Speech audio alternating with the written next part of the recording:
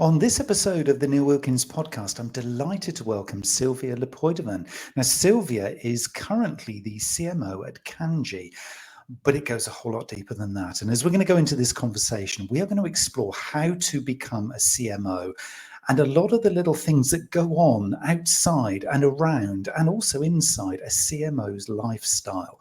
Welcome to the show, Sylvia. Thanks, Neil. Very, very happy to be here. Your podcast is excellent and very excited for this conversation. Yeah, me too, because, you were a CMO by the age of 29. That, for some people hearing that, is like, how? That's just not right. That shouldn't be allowed. Or how is that possible? I've spent decades trying to do it and I'm still not there. Just how? That's such an excellent question. I think part luck, part exposure. So when I was very young, just out of college, I got the opportunity to work for a startup called Flowcast. And I was the first marketing hire at this company. I was 22, 23 years old, and they really gave me a shot to come in and build marketing from the ground up. And this was a 12-person company. This was a huge risk at the time. And I remember my parents telling me, you should work for Google. This is not a good idea. What's going to happen here? And I took the job, really had a chip on my shoulder, really wanted to prove myself. This was my big shot, and ended up scaling that company. They're worth 1.6 billion now. They're actually eyeing an IPO.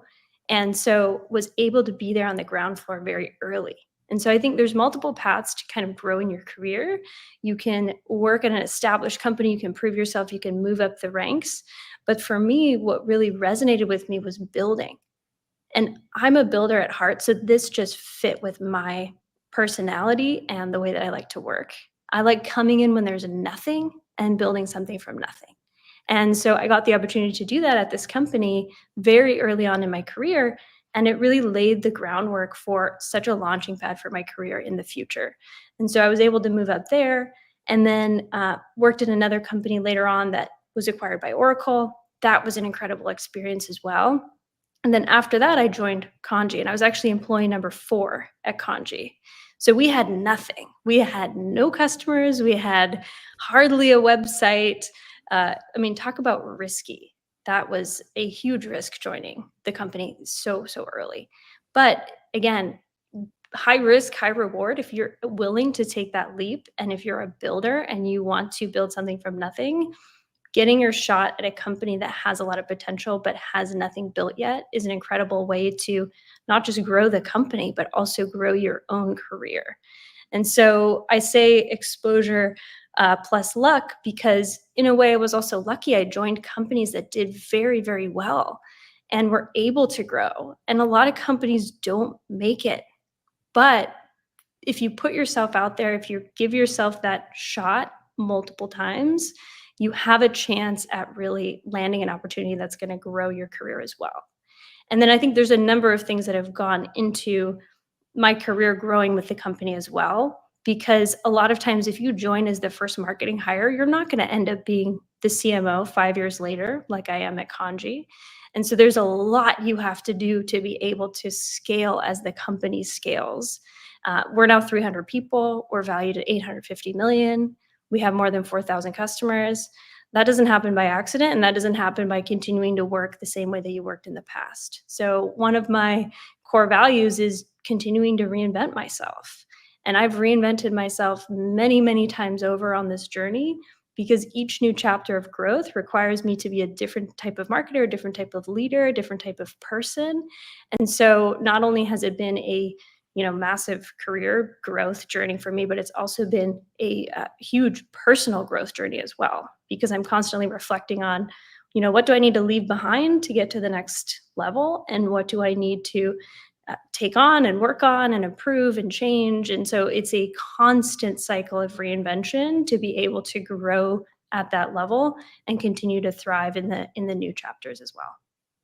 Wow. So there's something really interesting that I guess I'm sensing here as you describe that, is this kind of almost sort of self-awareness that is possibly quite a lot stronger than maybe in the average person. You kind of almost, I sense that you know yourself very well. Does that come from the past? Does that come from childhood? Does it come from kind of way back? Did you always know yourself reasonably well?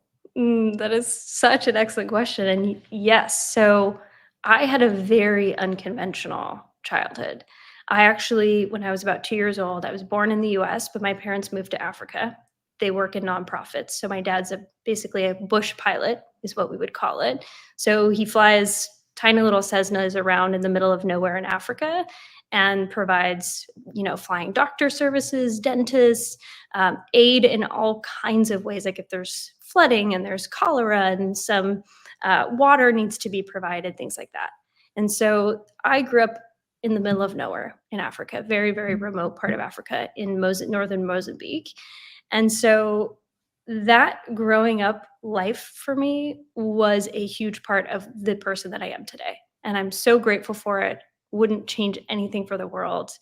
I moved to the US when I was 17. My parents basically dropped me off at college and were like, good luck, get a job. Here's your 2 suitcases. And, I had a few $100s to my name at the time. And so because of that, I, one, talk about reinventing yourself. I had to reinvent myself during that chapter and many times in my growing up life as well. I went to boarding school. There was a lot of different types of opportunities that I had to reinvent myself. When I went to boarding school, when I moved to the US, when I got that first job in tech. And so my whole life has been me being thrown into a new situation that I had no experience with and figuring out who I was.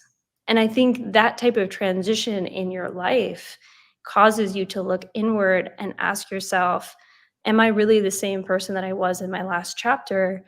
What do I want to change? This is an opportunity to, reflect and, create a new foundation, a new community, a new set of values, et cetera. So I got that opportunity many, many, many times over in my life. And I took advantage of it every time. And it could be as well just, growing up in a very remote part of Africa, there's not a lot of community.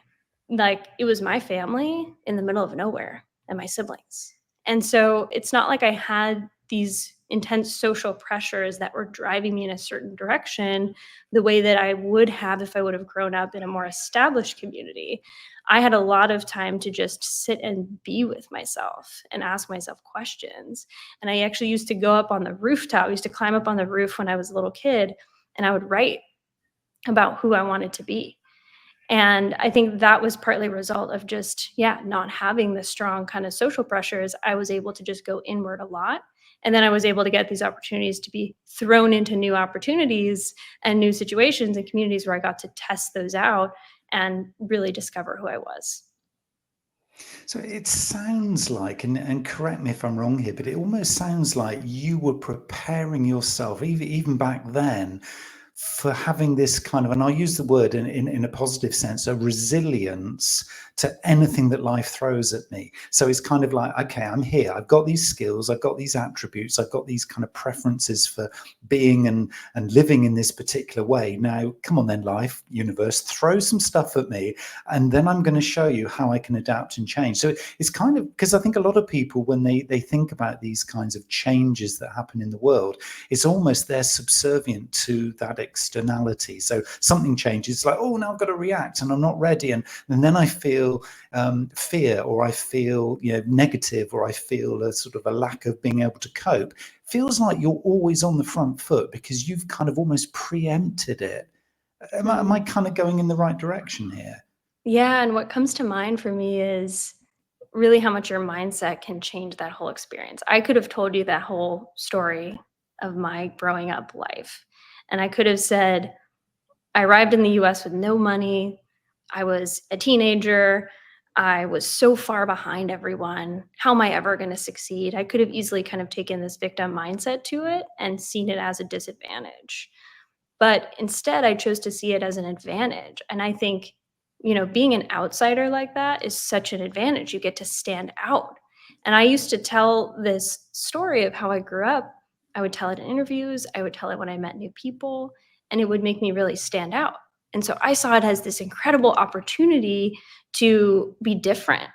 But I didn't have to do that. I could have easily taken this victim mindset of being like, I have no money, I'm 17 in the US, I have no family, I have no job prospects, I have no connections, I'm so far behind everyone else. But I could also choose to see it as a superpower and an advantage to be able to stand out amongst the crowd and really get some opportunities that may not have been available to me if I had fit in.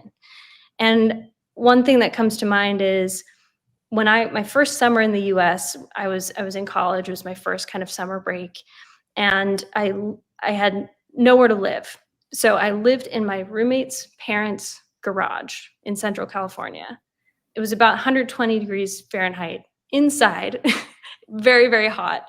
And I have worked 4 different jobs, entry level, like the worst jobs you can imagine. But I was so grateful. And I remember biking to my job early in the morning and just being so grateful that I had a job and so grateful that I had the opportunity to bike to my job at, 6 a.m. in the morning or whatever time it was. And I think that's also a reflection of the way that I grew up, because I grew up with people that had nothing, absolutely nothing. And so I could easily look around me and say, oh, all these people are so much further ahead. Or I could look behind me and say, wow, I get the opportunity to live in this country and have these opportunities and build something, and I'm not going to waste that. And so I do think your mindset can completely color your entire life and make the difference between, turning it into gold or treating it as a disadvantage. That gratitude thing, it's kind of infectious, isn't it? Because I was just sensing how I was reacting to the way you described that. And it's kind of, there's a real kind of warmth that comes through with gratitude, isn't there? It's like you can't look at it and think, oh yeah, well, so that's Sylvia's story and it's nothing to do with me. As soon as you describe it that way, it is infectious. It kind of is almost like the person listening to it or watching it kind of gets infected by that positivity. And it's not kind of a positivity that's kind of rah, rah, yes, we're all going to punch above our weight. And there's something really kind of real about it. Gratitude is got to be right at the center of everything you do, hasn't it? Just by the sounds of this. Yeah, it absolutely is. And actually this morning, and I do this every single day, I wake up, first thing I do in the morning is I write 3 things that I'm grateful for. And I've had that practice for years. And so, yeah, it's been a part of my core for a very, very long time. I'm never letting go of it. I do agree it's infectious. And I think it creates a lot of positive changes. Very simple practice of waking up in the morning, writing the things that you're grateful for can absolutely change your entire life, and it can positively influence the people around you as well. And so I think it's something I just inherited from really hard times. And that's why I think you feel that warmth, because it's so relatable. Everyone's had the difficult job. Everyone's had the trouble waking up in the morning and going to a job that they are maybe struggling in. Everyone can relate to feeling like an outsider. Everyone can relate to feeling behind the crowd at some point or another in their life.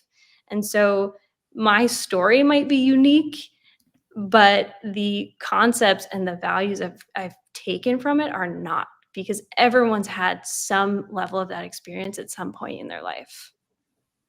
And again, it's that word relatable, isn't it? Is we all have this potential, whether or not we exercise it, whether or not we realize it is another story, and that's a whole different conversation, isn't it? But we all have this potential as human beings. There is potential locked up inside, and it just takes just either a little spark from something somebody says or just a little moment. And I can remember a time when, on the sports field, somebody gave me a chance and I was not a sports person. And suddenly then I became a sports person. The whole rest of my life just changed as a result of one little choice that somebody else made, just lighting that spark. For you, though, it sounds like it's all of this is driven from within. Is there an externality here, or is this all about Sylvia and everything is coming from inside? I think the externality is actually more negative than positive, but it's still positive, which is when, especially when I moved to the US early on, I was broke. I was working all of these challenging jobs. I really felt like, because I didn't have family around me and I didn't have community, I didn't have like a safety net, right? My parents are still back in Africa. They're not supporting me financially. And so I felt like if I didn't succeed, I was going to be homeless and I was going to fail and I was going to be lost. And so the stakes were really high. And so, yes, there was that externality of, if I don't make it, I don't have any backup options. But sounds like a negative thing, but that was really a positive thing, because think about how much kind of drive and fire that created within me to then go and conquer those opportunities. Every low level, awful job I had early in my uh, career, I was so passionate about being absolutely excellent at it. Even if it was the most, basic job ever, I just have had this, excellence really matters to me. And it's because I felt like if I didn't make it, I was going to be homeless. And so that was the external drive for me early on. Speaking of reinventing myself, as I've grown in my career, now I have a really stable foundation. I don't have the fear driving me anymore. And so I had to find, what's the next thing? What's the why now? And it was almost kind of a bit of an existential crisis when I got very stable financially and in career wise, because I was like, what now? Where does the fire come from if it's not fighting from failure? And so that's been like one of the things that I've really reinvented. And part of it is why I'm on this podcast and why I do a lot of speaking, is because I want to give that spark to other people as well. And yes, I had that spark within myself that was driven out of a lot of challenge, but I also think you can inspire that spark in others. And that's something that I'm really passionate about. I want to go a little deeper into if you're happy to, and say, Neil, no, I can't go there. That's private, that's personal. But I want to try and go a little deeper into this reinvention thing, because, we often see this with, very, very well-known people. I mean, in the music industry, for example, I mean, really, really, famous examples of people like Prince and Madonna, who, very, very openly would say, right, this is kind of my next, incarnation, if you like. This is the new version of me. They would look different. They'd sound different. There was still something at the core, but they were kind of reinventing their whole offer, I guess, to themselves and to the world, kind of creatively. From your perspective, then, how much do you retain as you then move to this kind of next version of Sylvia? How much do you retain of the kind of the core of you, and how much of it actually is really, really different? Yeah. I think the things that I retain are the values. And the things that I change is how those are expressed. And so I can give a couple of examples. So one is related to leadership. The other is related more to marketing and the work that I'm doing right now. From a leadership standpoint, one of my values was always self-reflection, being very self-aware, not being afraid to look at the things I want to improve about myself, and always continuously getting better, right? These are values that are never going to change. They're just so core to part of me. But how this changed a lot in leadership, and this is one of the very, big things that I reinvented along the way of this journey at Kandji, is I used to show up at work incredibly polished. I wanted to get everything perfect. I wanted to say the perfect thing. I wanted to check all the boxes. But what I realized was that I was not showing up in a very authentic way. And it was hurting my ability to be a good leader to my team and provide this like rock solid, like we're in this boat rowing together towards this big thing and really getting the best out of people. You need to be much more a whole person and authentic. And it's not about checking all the boxes or getting everything perfectly right. That focus can often take away from the authenticity of acknowledging, hey, this goal ahead of us is really challenging. It's really scary. We've never done this before. But we're all going to get together. We're going to figure it out. I don't have all the right answers, but the answers are in the room, and we're going to find, we're going to chart a path together. And yeah, just showing up authentically as well. If I was having a bad day, if I was feeling worried about something, if I wasn't feeling confident about something, if there was, a directive I was given that I maybe didn't actually believe in, sometimes there's a right time to say, hey, this is where the group landed. We're all in, we're going to do it. I wish I had this other perspective, but we, have landed here. It's more important for us all to work together than it is for me to get my way every time. Things like that really actually light people up and bring out the best in people, because then that's a space for creativity. That's a space for uh, pushing the limits, for innovation. Like, you can't have those things if you're just trying to check all the boxes and do everything right.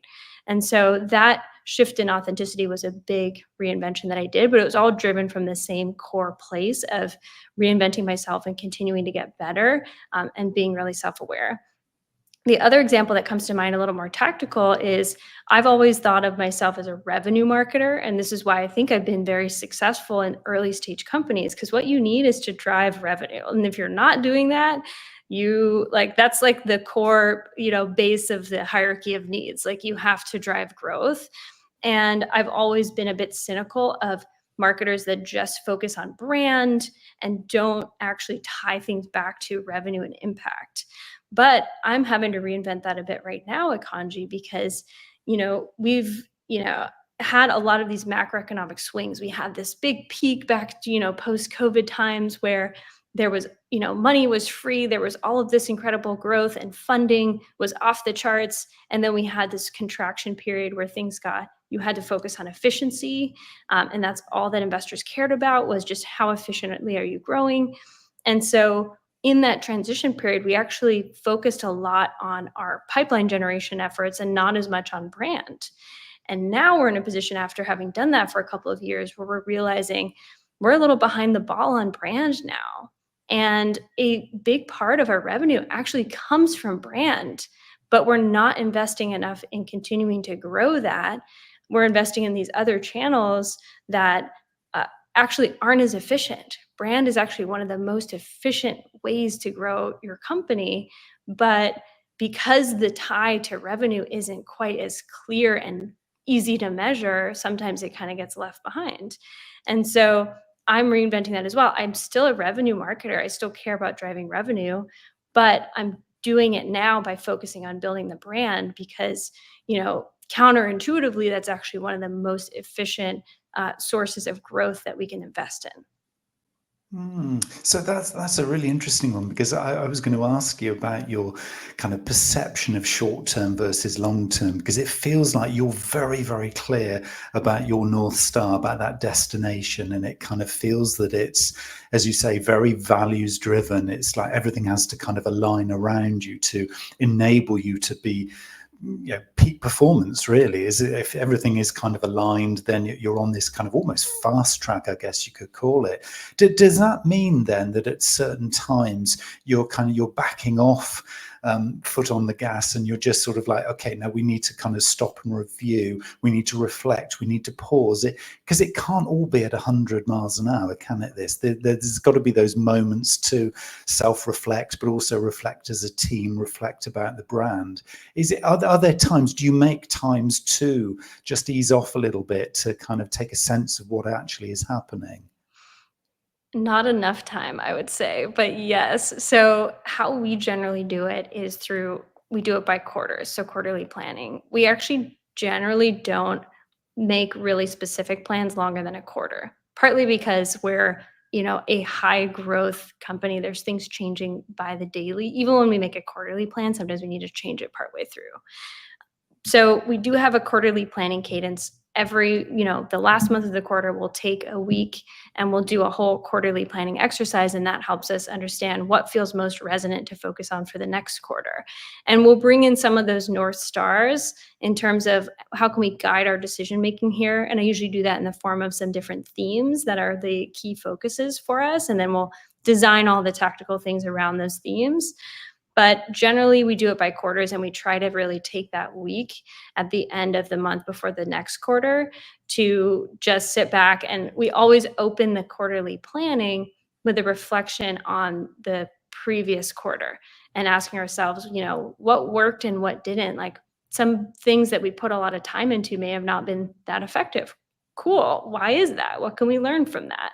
But I would say I don't make nearly enough time for it, because we are always balancing long and short term. I think the long and short term is one of the hardest things, especially being, a venture backed company where you have to be thinking ahead 5 years, but then you also have to hit the number next month because that's what's expected of you.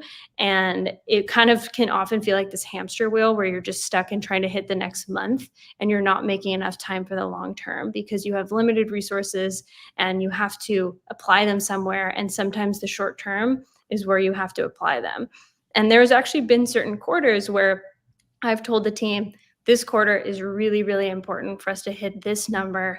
And so 80% of what we do this quarter is going to be short-term focused. There's other quarters where we can be like, okay, we have a little more time to plant some seeds for the longer term. And so you kind of have to modulate it a little bit, and it will depend on a lot of different dynamics, where you are with your number, what the investors are expecting, and how the metrics are looking. And so we do tend to have kind of different flavors of quarters. Some of them are very short-term focused, and some of them we get to do a little more of the long term. But we do always try to bake in a little bit of that reflection at the start of that planning period to make sure that we're not missing anything important. And then for my personal life, I actually have a whole personal planning system for myself as well, which I'm happy to get into as well. But I actually align my personal planning to the same quarters as the company as well, just because I'm in that state of reflection already for work. And so why not bring that into my personal life as well? And so I build out actually 3-month plans for my own personal goals as well. And I align those with the company. So it's a series of cycles that all fit together. You're in a week where you're in reflection mode and you're thinking about the past and the future. And then you have, a couple months where you're just executing, but you did the work to really think about what you wanted to do. And so for me, that gives me peace of mind that I can wake up every day knowing that I'm accomplishing the things that I'm setting out to do because I set the plan for myself, a month or 2 months before. And I guess that's something that, it sounds really, really cool to do that in such a structured kind of way. I want to come on to that word building that you said, a few minutes ago, and I want to sort of go a little bit deeper into that. But for now, this is just something I think that's just so interesting for everybody listening to this, is that alignment between professional and personal. Because the word that kind of jumped into my head when you described that was flow. It feels like if you're trying to almost feel resistance because, I've got to do all this extra hard work and I need to be out, going to the gym, or I want to be going on vacation or whatever, and I've got to do these tasks for work, that is not going to flow. And at other times when, it's a little bit lighter, maybe in work, and you haven't actually then made that plan for what you're going to use that spare time with in your leisure, it's not going to flow. So this alignment of work-life balance, which obviously is the phrase that we all know and love, and very few of us actually really achieve it. Is it that kind of collaborative kind of planning between work and life that enables that? Because that feels like that is where the root of real true flow is. It has to be really holistic, doesn't it? Right across your life. Very, very holistic. And what I've learned is that there is so much overlap between how I'm growing in my personal life and how I'm growing in my work life. And I do believe in work-life balance in terms of prioritizing the things that make you feel healthy and happy and incredible as a human, as well as, a productive in your career. But I do think there's so much overlap between the two. I don't think there should be, work-life balance, sure, but not work-life separation, in terms of there's going to be lessons you're learning on both sides that you can apply everywhere. And so I really kind of reduced that separation and brought the two worlds together when I had this big reinvention about showing up more authentically at work. I realized the big difference in me actually being more effective at work was bringing my whole self as well. And it sounds very counterintuitive because it's like, oh, leave your, home life behind and focus at work. Sure, there might be a time and a place for that if there's something really stressful going on. But in most cases, a lot of the lessons are really transferable between the two. And so I think it is the holistic approach is going to help you get the best out of both. And there's, yeah, if you try to separate them into these like very neat little boxes, sometimes that doesn't go very well. But that said, I do think you can modulate your time. And I think time is the one thing that we don't get back. You can get money back, you can get, uh, you know, different physical, material things back, but you can't get your time back. And so I'm a very, very big believer in being very intentional with your time. And at work, personal as well. But at work, it's like the work is going to expand into whatever time you allow it to expand into. And so you have to set the boundaries of your time, and that will actually help you use that time more effectively. Because if there's no limit on your time, there's no drive to be efficient and strategic or prioritize or work quickly or work, in a better way. And so I think setting those boundaries on your time is actually really important to getting the best work out of yourself. And then once you set those boundaries on your time, you can also create space for things that help you use that time more effectively. So things like exercise, things like sleep, things like good relationships, things like, that bring you joy. Those are all going to help you feel more alive, feel more creative, approach problem solving differently. And it's just going to help you really maximize that time. And so I'm a big believer in work-life balance, not because you should carve out time to sit on the couch and watch Netflix, but because you should carve out time to do things that are going to help you just be a better all-around person and use all your time more effectively. And I really think the two complement each other. When I'm focusing on my health and fitness, I show up more confidently at work. And so they don't need to take away from each other. And I think work-life balance often makes it seem like you have to sacrifice one for the other. But I don't think that has to be the case. I think they can really complement each other. That's something that, I just love the clarity in the way that you describe that, Sylvia, because for me, I think a lot of people tussle with this constantly, this whole thing that I'm either at work or I'm either at home and I'll clock off at this time and then I don't want to think about work. And so you're talking about this being very naturally cohabiting, this kind of this blend. It doesn't mean that one has to then overtake the other. And it doesn't mean that if you're at the gym or on a run or making food or something, you can't just let a little bit of the work stuff just kind of seep into that kind of that thought flow. I mean, that feels like that's kind of natural and it's okay. It's almost like there's not really any kind of friction in this approach. There's no kind of resistance. It's you're allowing. Is that kind of correct? Is that am I picking that up right? Absolutely. I have some of my best work ideas when I'm at the gym or going for a walk, and so I think allowing those things to flow naturally is really important. I've heard stress defined as trying to be in two places at once. And this is like a, physical, like if you're trying to bend a beam and you're trying to get it in two places at once, that's how stress is defined. And I do often feel stressed, but it's only because there's so many things I want to do.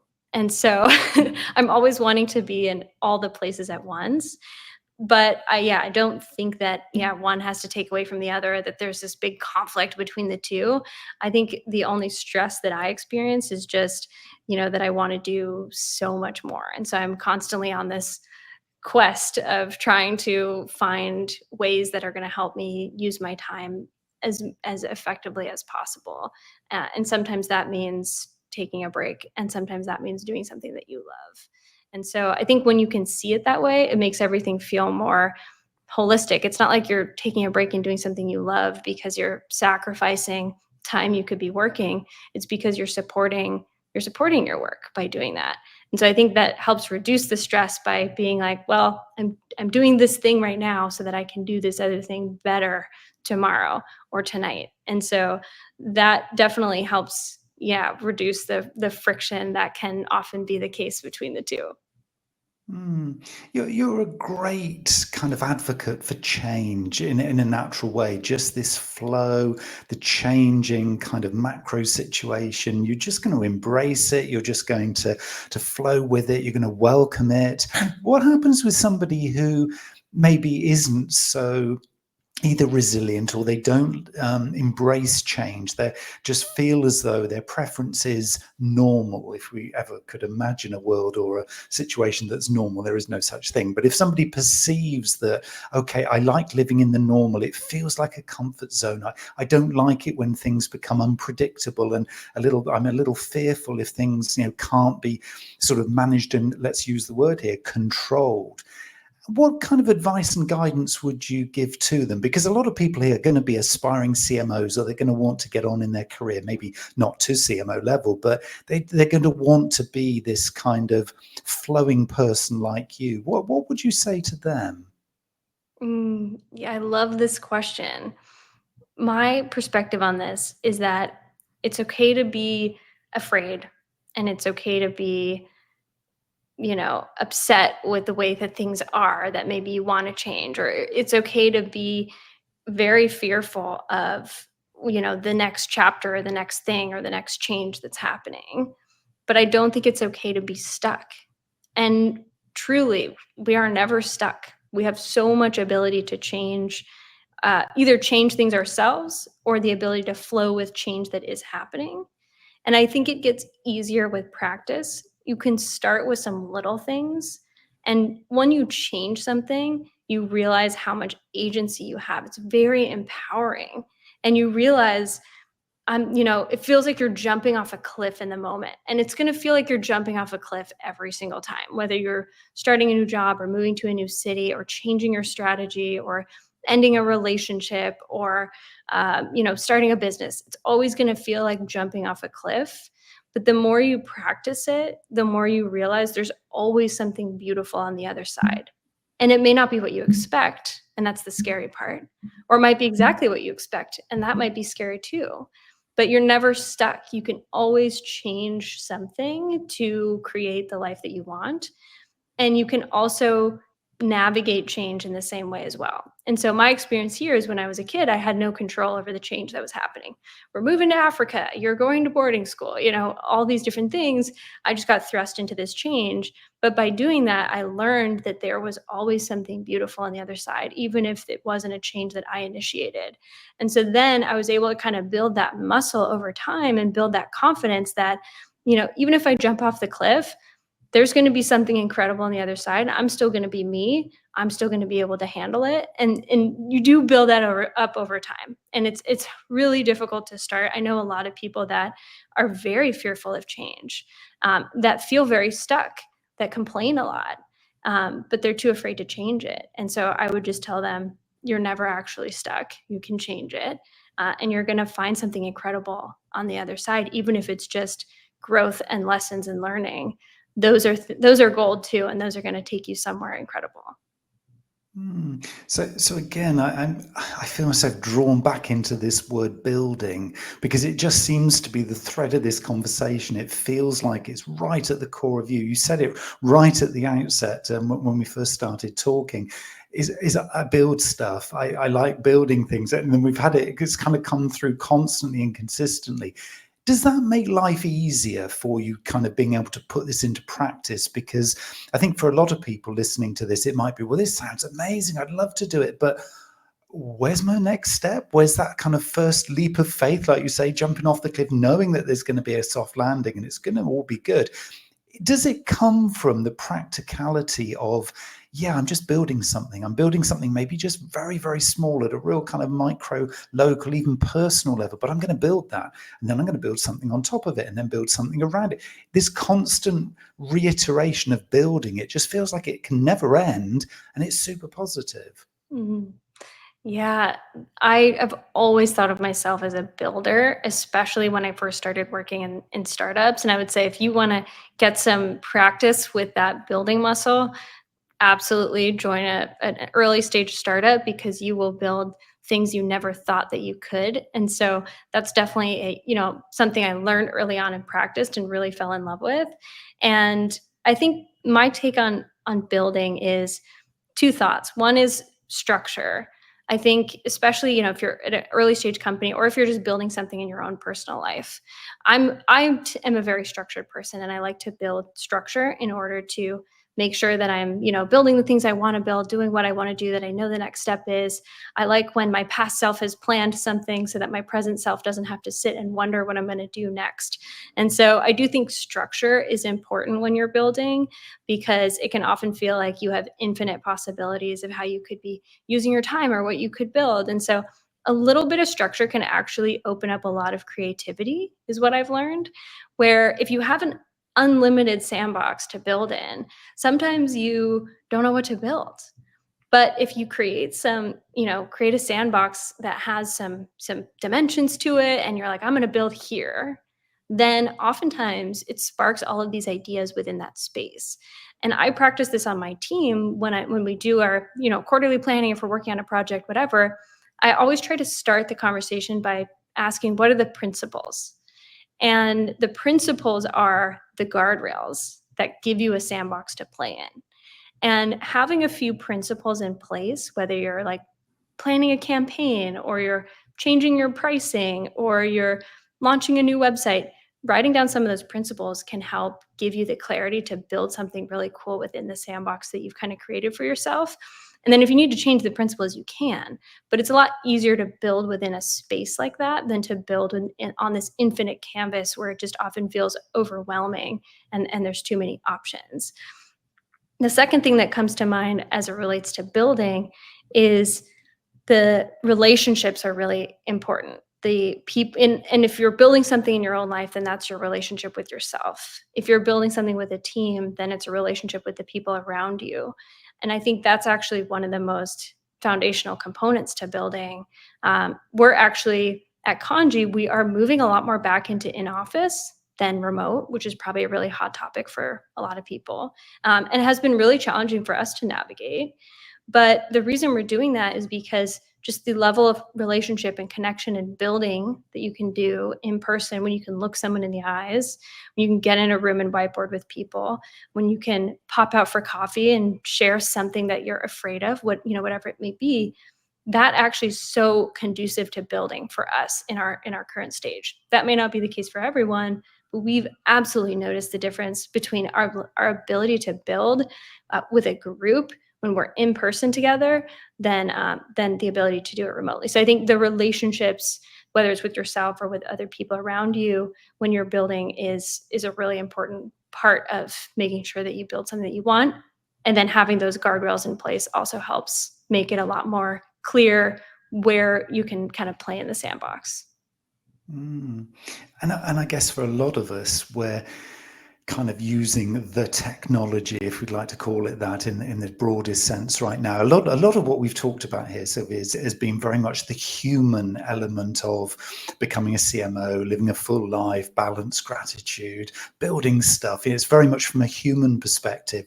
But we, as we both know, are in this world of kind of emerging, let's call it AI, these opportunities to embrace the tech and bring it into those kinds of meetings or those kinds of scenarios. What's your current take then? You're a very humanist, I would suggest here, and you're kind of really kind of sort of deep in the whole kind of human element of being a CMO. Where does AI kind of fit with that, or does it not fit? Yeah, I've had a big realization around this recently, actually. And I'm really excited about AI because what I've noticed is just how much it helps my team actually be more creative and move really fast. And the big shift that I'm making right now as it relates to AI is that in the past, I would have team members that were reliant on other team members to get certain things done. And so an example could be writing content or design.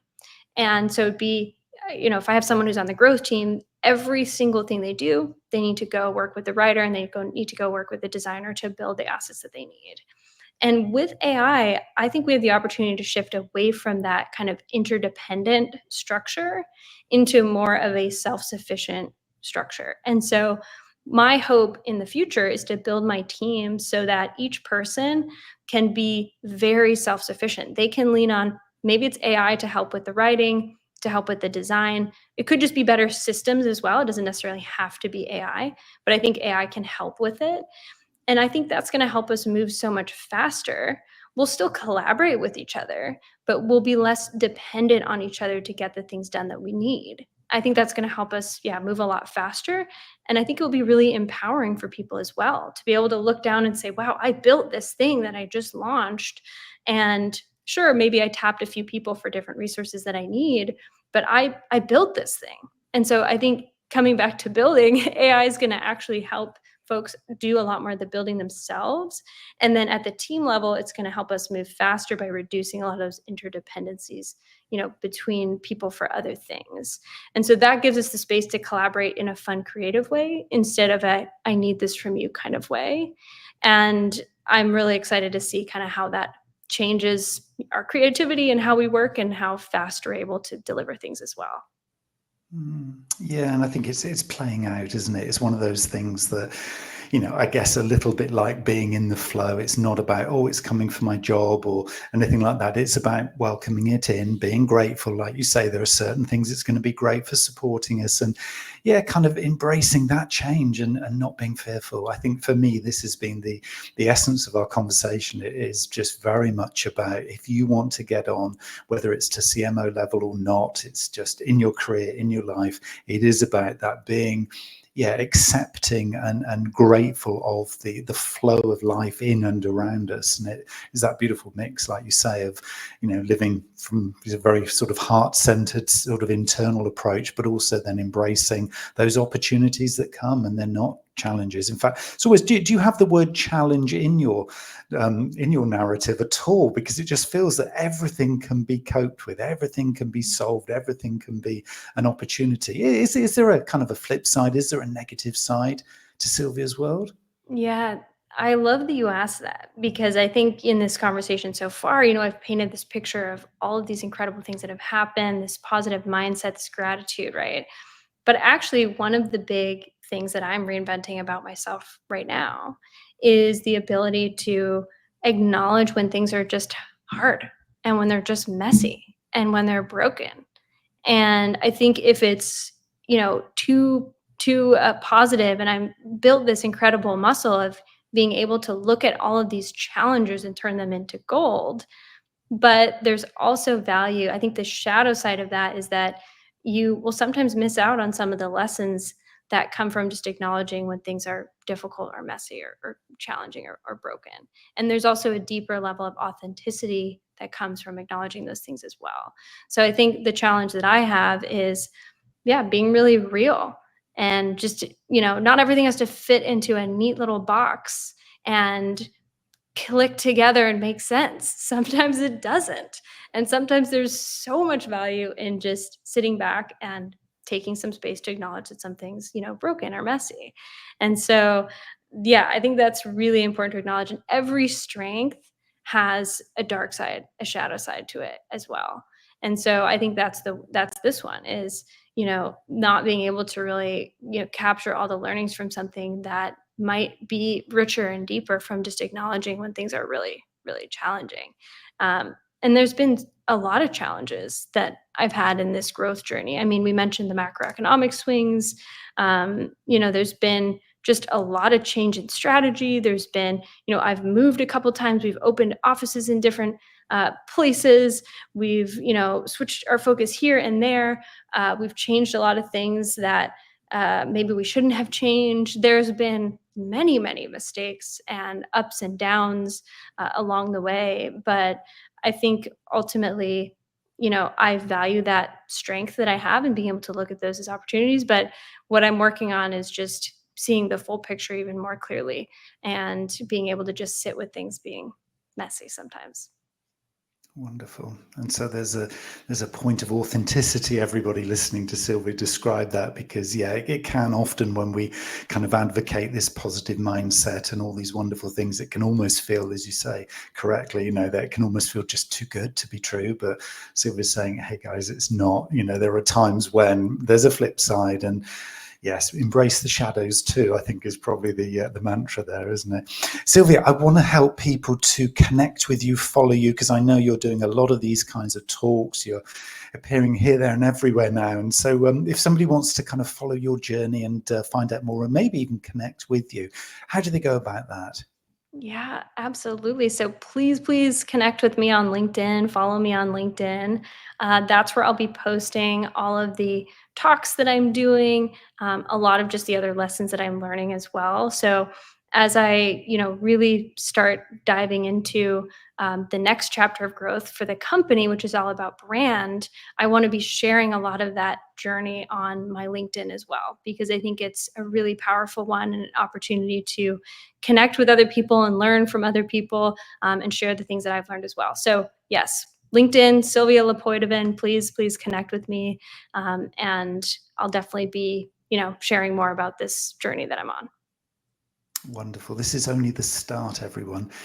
This is going to be one heck of a ride. And yeah, I definitely am going to be following your journey, Sylvia. Thank you so much for your time and wisdom and insights today. I mean, I think for so many of us, that the value of hearing you, having been there, having seen it, having done it, and continuing to build is just so inspirational. So thank you very much for your time today.